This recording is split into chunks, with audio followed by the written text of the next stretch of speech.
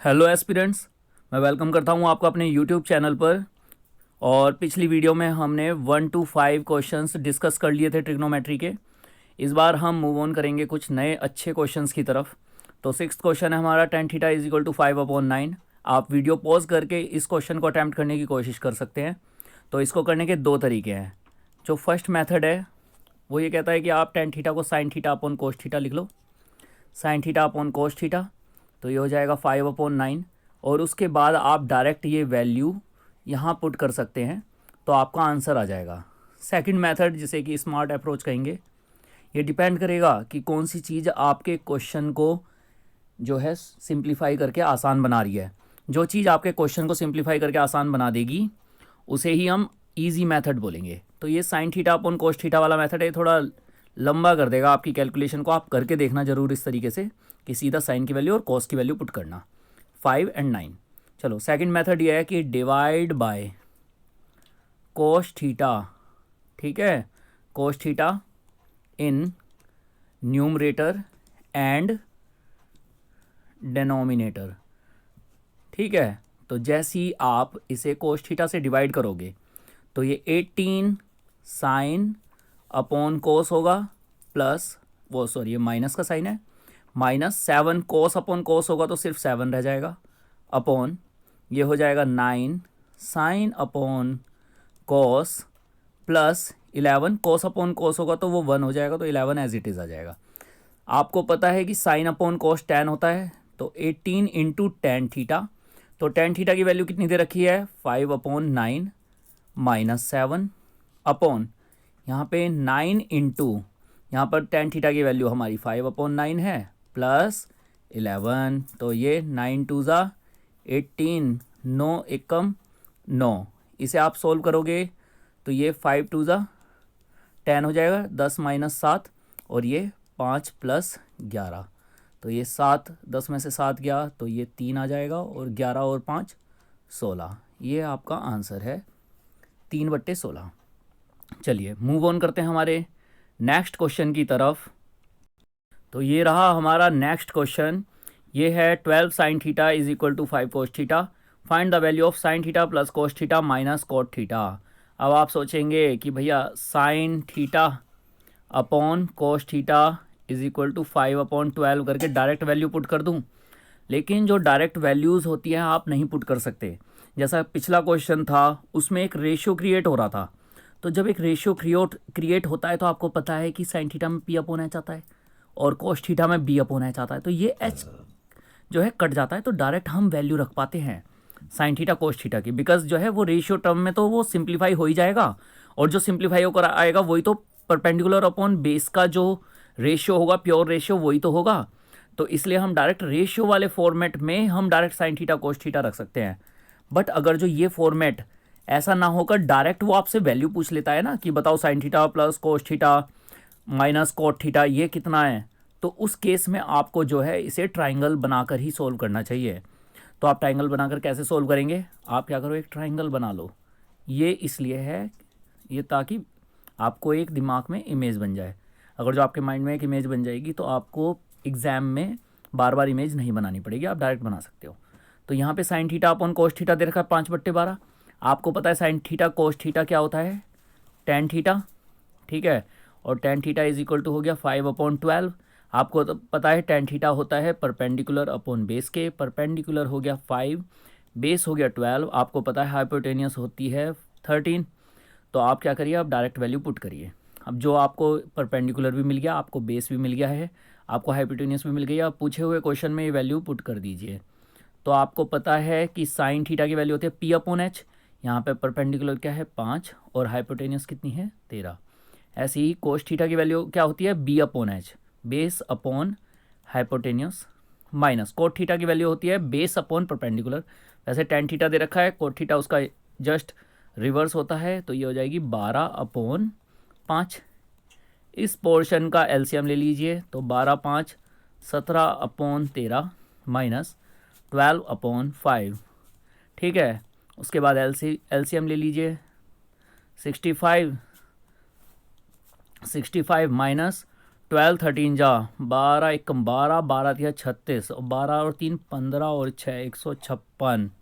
ठीक है, ये होगा 85। 17 पंजे 85। ठीक है, 85 में से माइनस होंगे 156, तो ये आएगा माइनस का 71 बट्टे 65 आपका आंसर। चलिए मूव ऑन करते हैं हमारे नेक्स्ट क्वेश्चन की तरफ। और ये नेक्स्ट क्वेश्चन नंबर 8। तो क्वेश्चन नंबर 8 में आपसे बोल रखा है कि cot theta is equal to √6 है, तो वैल्यू के फाइंड आउट कीजिए cosec square theta plus sec square theta upon ये जो टर्म दी गई है। ठीक है, तो आपको cot थीटा पता है कि आपका cot थीटा होता है बेस अपॉन परपेंडिकुलर। यहाँ पे हमें √6 दे रखा है, तो परपेंडिकुलर हमारा 1 हो गया। माइंड में इमेज बनाने के लिए एक ट्राइंगल बना लो एकदम फटाफट। बेस कितना दे रखा है √6, परपेंडिकुलर 1 दे रखा है। हाइपोटेनस कितनी आएगी, √6 का स्क्वायर 6, 1 का स्क्वायर 1, तो ये 7 और एंड में रूट चढ़ा दो तो √7 आ गया। अब वैल्यू पुट कर दीजिए आप डायरेक्ट। तो यहाँ कोसेक स्क्वायर थीटा क्या होता है h/p, तो √7 का स्क्वायर होगा 7 और 1 का स्क्वायर होगा 1, प्लस सेक स्क्वायर थीटा क्या होता है h/b, √7 का स्क्वायर 7 और बेस का स्क्वायर 6 अपॉन ऐसी कोसेक स्क्वायर थीटा क्या आया था हमारा 7/1 और सेक स्क्वायर थीटा क्या आया था 7/6। ठीक है, देख रहे हो यहाँ पर एलसीएम सेम आएगा, 6 ही आएगा, यहाँ भी 6 आएगा, तो डायरेक्ट इसे कैंसिल कर सकते हैं, लेकिन आप सोल्व करके देख लो। 7 6 42, 7 6 42, 7 एकम 7, तो 42 और 7 49/6 अपॉन यहाँ देखो 7 6 42, 7 6 42 माइनस 7, तो यह आएगा 35/6। 6 से 6 कैंसिल हो गया, ये बचा हमारा 49/35। इसे 7 की टेबल से डिवाइड कर लो, 7 7 49, 7 5 35, तो आपका आंसर आ गया 7/5। ये सारे क्वेश्चंस अल्टीमेट हैं, आप इसको खुद करने की कोशिश ज़रूर करो, क्योंकि तभी आपको बेनिफिट मिलेगा। क्वेश्चन ना हो तो अब आप सॉल्यूशन देखो कि आपका माइंड कहाँ था, ऐसा कौन सा पॉइंट था जिस पर वो फंस गया। जब आप इस तरीके से क्वेश्चंस को अटैम्प्ट करना शुरू करोगे तो आपके 20 क्वेश्चन की प्रैक्टिस भी ना 500 क्वेश्चंस पे भारी पड़ जाएगी। चलो मूव ऑन करते हैं हमारे नेक्स्ट क्वेश्चन की तरफ, और ये क्वेश्चन नंबर 9। तो क्वेश्चन नंबर 9 हमसे क्या कह रहा है, cosec theta is equal to 1.25, find the value of 4 tan theta minus 5 cos theta upon sec theta plus 4 tan theta. तो इस क्वेश्चन को करने की कोशिश करिए, आपको पक्का मज़ा आएगा इसे करने में। चलो अब मैं इसे करवाता हूँ आपको। ये रहा आपका सॉल्यूशन। तो कोसेक थीटा कितना दे रखा है आपको 1.25, क्या मैं इसे 125/100 लिख सकता हूँ, क्योंकि ऊपर की पॉइंट हटेगी तो नीचे 100 आ जाएगा। 25 का पहाड़ा पढ़ लीजिए, 25 पंजे 125, 25 चौका 100, यह आ गया 5/4। तो क्या करिए एक ट्राइंगल बना लीजिए। ठीक है, ट्राइंगल बना लिया। आपको पता है अगर जो थीटा यहाँ हो तो कोसेक थीटा क्या होता है h/p, तो हाइपोटेनस कितनी है 5 और परपेंडिकुलर है 4। हमें ट्रिपलेट पता है 3 4 5 का। अब आपको पूरा ट्राइंगल पता लग गया, आप यहाँ वैल्यू पुट करना शुरू कर दीजिए।